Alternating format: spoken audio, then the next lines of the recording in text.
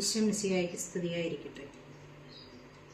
പരിശുദ്ധ കന്യകാമറിയം, നമ്മുടെയെല്ലാം അമ്മ, യേശുക്രിസ്തുവിൻ്റെ അമ്മ, പിതാവിൻ്റെ ഇഷ്ടമനുസരിച്ച് പരിശുദ്ധാത്മാവിനാൽ ഗർഭവതിയായ അമ്മ, വിവാഹിതയല്ലായിരുന്നിട്ടും പുരുഷനെ അറിയാത്തവളായിരുന്നിട്ടും ദൈവത്തിൻ്റെ വാക്കുകളെ തിരസ്കരിക്കാത്ത പരിശുദ്ധയായ കന്യകാമറിയം, ഇതാ കർത്താവിൻ്റെ ദാസി, നിന്റെ ഇഷ്ടം എന്നിൽ നിറവേറട്ടെ എന്ന് പറഞ്ഞ നമ്മുടെ അമ്മ, വിശുദ്ധരായ യോവാക്കിമിൻ്റെയും ഹന്നയുടെയും മകളായ മറിയം അനുസരണത്തിൻ്റെ മാതൃകയാണ്. സുവിശേഷത്തിൽ മറിയത്തിന് വളരെ പ്രാധാന്യമാണ് ഉള്ളത്. ബത്ലഹേമിലെ ഒരു കാലിത്തൊഴുത്തിൽ ദൈവപുത്രന് ജന്മം നൽകിയ നമ്മുടെ അമ്മ എളിമയുടെയും സഹനത്തിൻ്റെയും മാതൃകയാണ് നമുക്ക് കാണിച്ചു തരുന്നത്. 40-ാം നാൾ ഉണ്ണിയെ ദേവാലയത്തിൽ കാഴ്ചവെച്ചപ്പോൾ പരിശുദ്ധനായ ശിമയോൻ ഉണ്ണിയെ കരങ്ങളിലെടുത്ത് അമ്മയോട് പറഞ്ഞു, നിന്റെ ഹൃദയത്തിൽ ഒരു വാൾ കടക്കുമെന്ന്. അതും ഹൃദയത്തിൽ സംഗ്രഹിച്ച അമ്മ ഏത് വേദനയും സഹിക്കുവാൻ നമ്മെ പഠിപ്പിക്കുന്നു. യേശുവിന്റെ 12-ാമത്തെ വയസ്സിൽ ജെറുസലേം ദേവാലയത്തിൽ വെച്ച് തിരുക്കുമാരനെ കാണാതായപ്പോൾ അമ്മ അനുഭവിച്ച വേദന എത്രമാത്രമായിരിക്കും. 3-ാം നാൾ ദേവാലയത്തിൽ വേദസാക്ഷികളുമായി തർക്കിച്ചിരിക്കുന്ന യേശുവിനെ കണ്ട അമ്മ, മകനെ, നീ ഞങ്ങളോട് ഇങ്ങനെ ചെയ്തത് എന്തേ? ഞാനും നിന്റെ പിതാവും ഉത്കണ്ഠയോടെ അന്വേഷിക്കുകയായിരുന്നു എന്ന് പറയുന്ന അമ്മ, യേശുവിൽ നിന്ന് മാറിപ്പോകുന്ന പാപികളായ എല്ലാ മക്കളെയും അന്വേഷിച്ച് കണ്ടെത്തി യേശുവിലേക്ക് അടുപ്പിക്കുന്ന അമ്മയാണ് പരിശുദ്ധ കന്യകാമറിയം.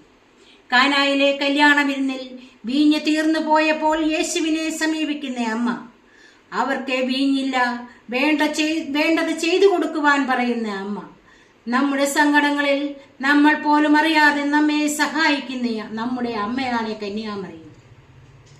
യേശുവിന്റെ പരസ്യ ജീവിതകാലത്തും എല്ലാം മനസ്സിലാക്കി ജീവിക്കുന്ന അമ്മ, യേശുവിന്റെ കുരിശും യാത്രയിൽ വഴിയിൽ വെച്ച് തന്റെ മകനെ കാണുന്ന അമ്മ, നമ്മുടെ ജീവിതമാകുന്ന യാത്രയിൽ ഏത് പ്രതിസന്ധിയിലും നമ്മെയും അമ്മ കണ്ടുമുട്ടുന്നുണ്ട്.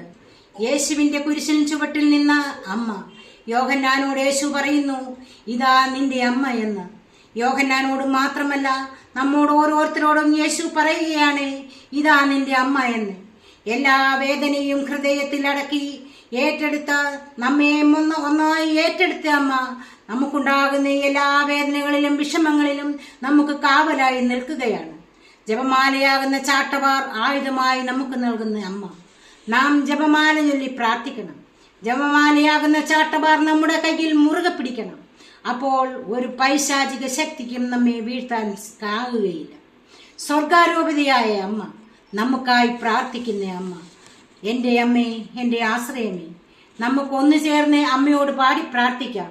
യേശുവിന്നമ്മേ മാതാവേ, അരുമസുതർക്ക് ആലംബമേ, ഇരുകൈകൾ നീട്ടി നീ വിളിക്കുന്നതു ഞങ്ങളെ അല്ലയോ? ഇരുകൈകൾ നീട്ടി നീ വിളിക്കുന്നതു ഞങ്ങളെ